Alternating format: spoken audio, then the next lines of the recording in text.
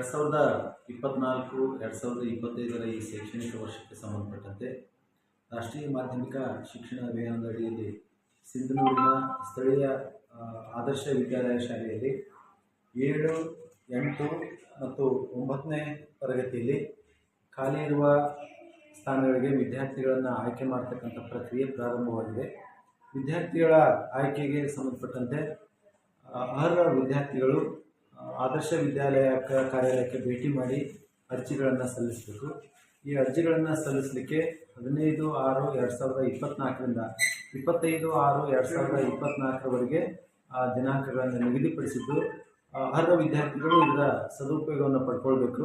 ಇದಕ್ಕೆ ಸಂಬಂಧಪಟ್ಟಂತೆ ಆದರ್ಶ ವಿದ್ಯಾಲಯದ ಪ್ರವೇಶಕ್ಕೆ ಸಂಬಂಧಪಟ್ಟಂತೆ ಹೆಚ್ಚಿನ ಮಾಹಿತಿಗಾಗಿ ಆದರ್ಶ ವಿದ್ಯಾಲಯ ಪೆಡಗೋಗಿ ಕ್ಯಾಂಪ್ ಇಲ್ಲಿ ಭೇಟಿ ಮಾಡಿ ಹೆಚ್ಚಿನ ಮಾಹಿತಿಯನ್ನು ಪಡೆದುಕೊಳ್ಳಬಹುದಾಗಿದೆ ಎಂಬ ಮಾಹಿತಿಯನ್ನು ಎಲ್ಲ ಸಾರ್ವಜನಿಕರಿಗೂ ಈ ಮಾಹಿತಿಯನ್ನು ನೀಡ್ತಾ ಇದ್ದೇನೆ. ಧನ್ಯವಾದಗಳು.